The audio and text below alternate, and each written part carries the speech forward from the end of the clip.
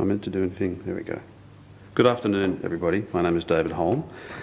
I'm an architect, like many in this room, and I've been lucky enough to work on airports over the last 20 years or so, mostly around the Southeast Asian precinct.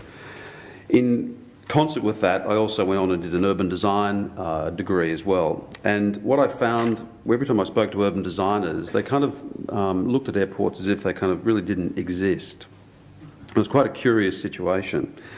So in thinking about that, this idea that we actually have a new typology, so if you think about aircraft themselves, they've really only been around for 100 years, and the first few years of that were really experimental. So it's probably around the time of the sort of Second World War where this new typology actually started to sort of see people actually travelling on a regular basis.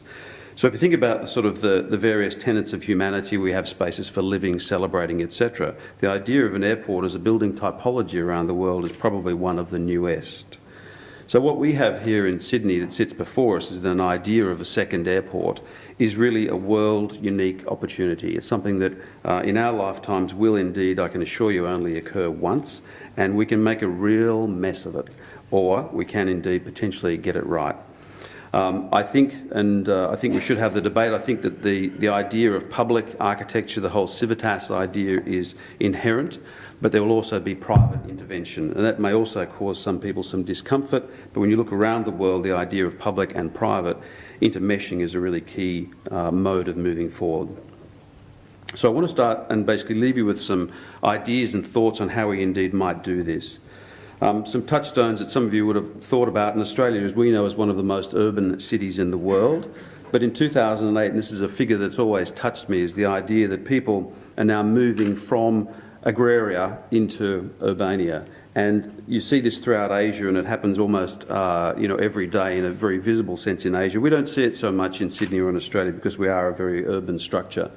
So in order of doing that, when you work in places like the subcontinent and you come across people like sort of Charles Correa, his idea of a city is a little bit different to the way that we think about it. We talk about density as being something that potentially is a bad thing. His view on the city is that the city's role is to be absorptive, to actually create homes, opportunities and purpose for people. Now, in the midst of all of that, we can have density, we can have strategy change from agraria to urbania, and then moving across then, what we still all probably want is a civic sense. And so it's these sort of three threads that I try and sort of bring forward in thinking about how on earth could we actually plan a second airport into what is already a thriving city. So if we take a pause for a moment and we think about right back at the very beginning, the origins of city planning and why we plan cities and how we plan cities. Certainly some of the first of those were the Romans. In this particular example here of Ostia in Italy, just outside Rome, was the original port city, and the Decumanus and the Cardamanus were what the Roman armies used to march out not only around Italy and certainly through northern Europe, but into Africa as well. And they'd set out the cardinal points, and it was by no mistake that those areas were where people communicated, where they gathered, and it was where trade became very much the imperative of operating. No surprise then that the most iconic public building forms were at those intersections as well too.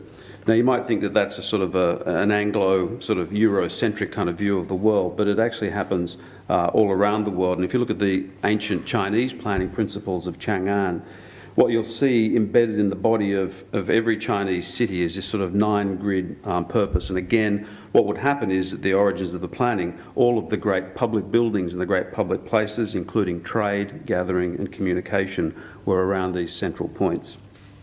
So the world moved on, and really what we saw is that in the ensuing centuries, much of what guided a city was really boats and harbours, if you like, sort of towards the pre-18th century. We then had the great invention of the train and the idea of the railway and the way that that changed our cities as well. And of course then you can argue whether it was a great invention or not, the vehicle and the freeway and the impact that that had upon the 20th century city. What we have now upon us is the idea of the aeroplane and what airports will do for the 21st century and beyond.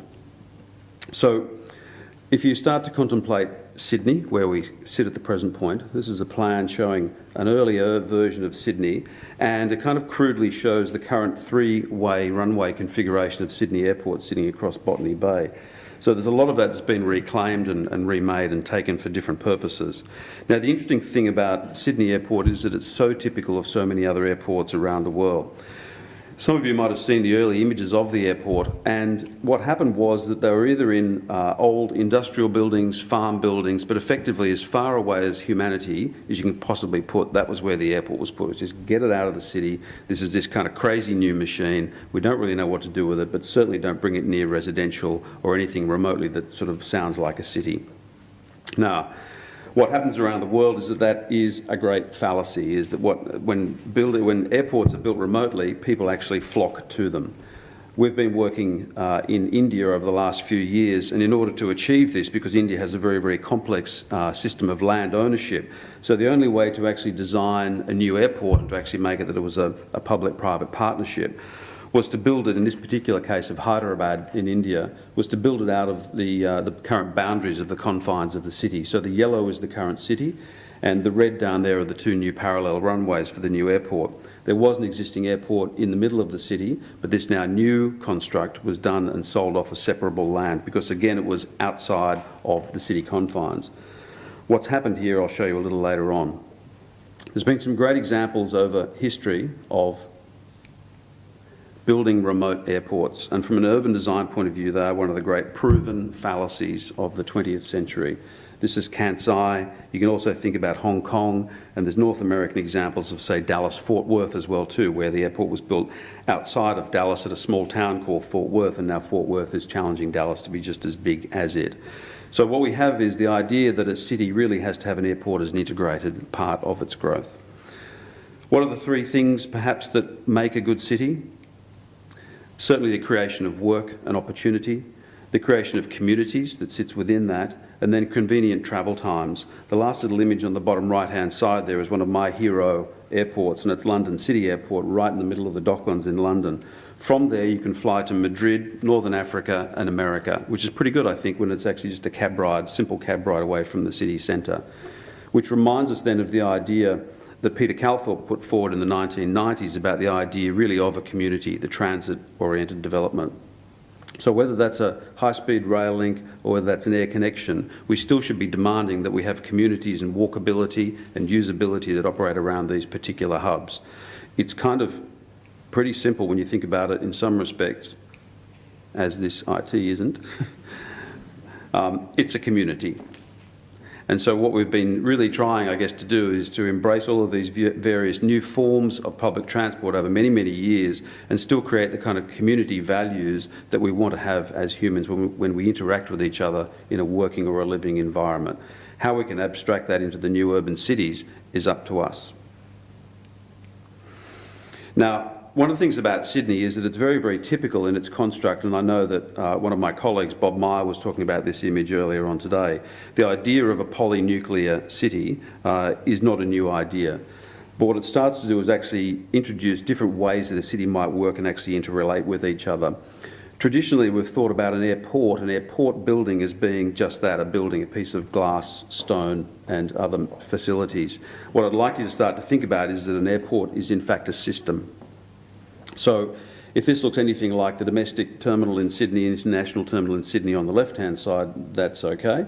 The other dots that are there are really starting to get you to think about how we might sort of contemplate this typology as a much broader diagram. So it's not just a building, but there are other facilities that move around and sort of encircle the whole transport mode.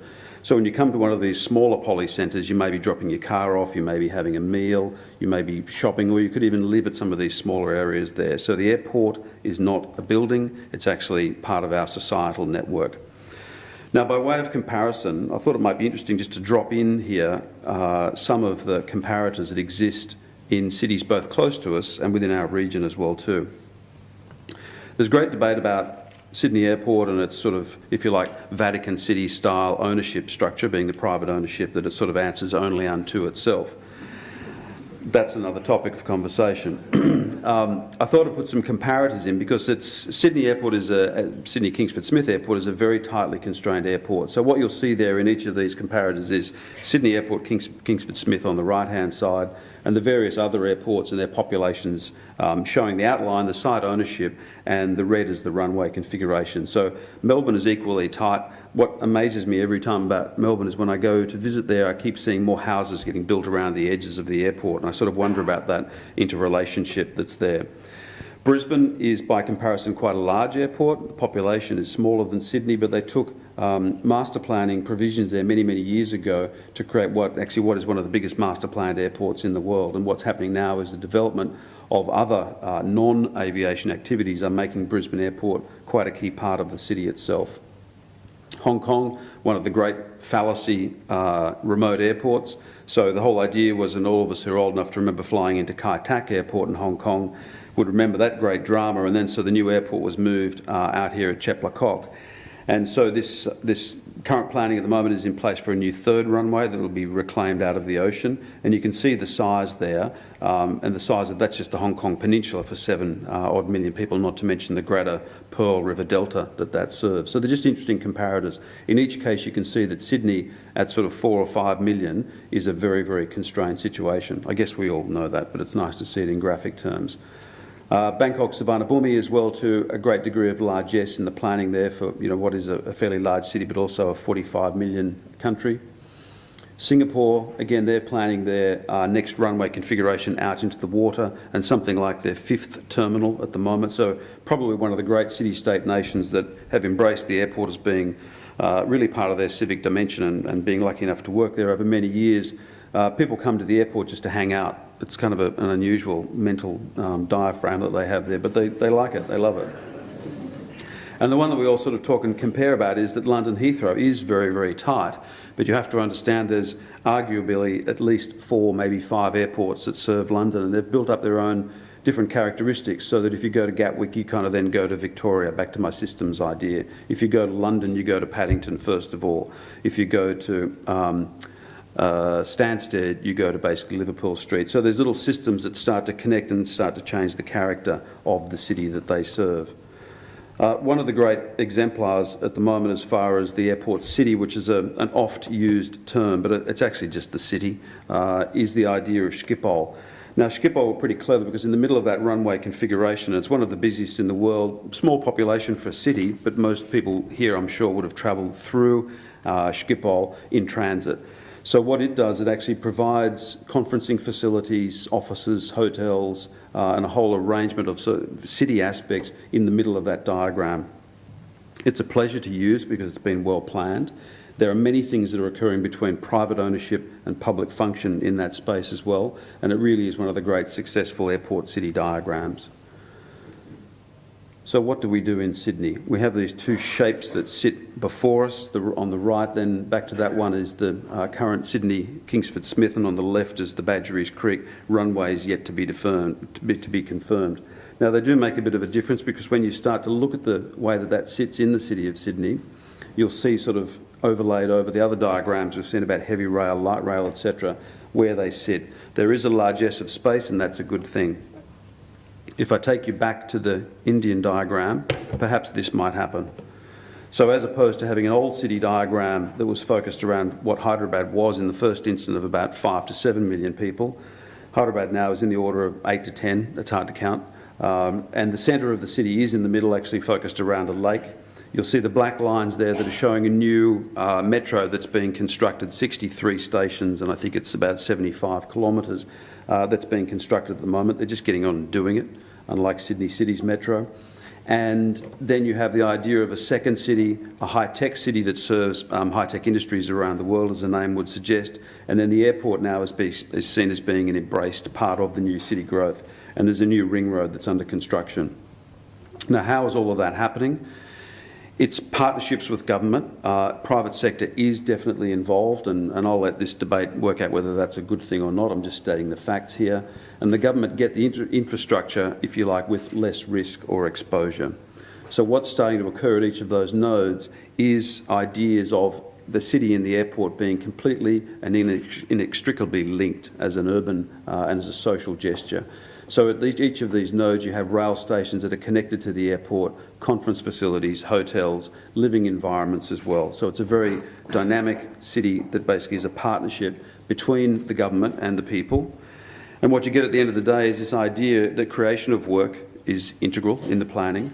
The community is very much at the heart of that. So think again about Calthorpe's idea of high-speed connections, fast connections, but at the end of the day, and this little image there is of Munich Airport. Now, in the middle of the airport there is this beautiful space that's there that has an ice rink in it. You know, they have markets that are there. It has the car parking around there. So it's a very diverse little community space. And again, what's fundamental to all of this and the impetus for the potential new second Sydney airport is the idea that we live in a city where there are convenient travel times both within but from those destinations to where we get to. So certainly my view is that an airport can be a good neighbour within a city. It's a great urban catalyst, and we do stand here today with a great opportunity that sits in front of us. Thank you.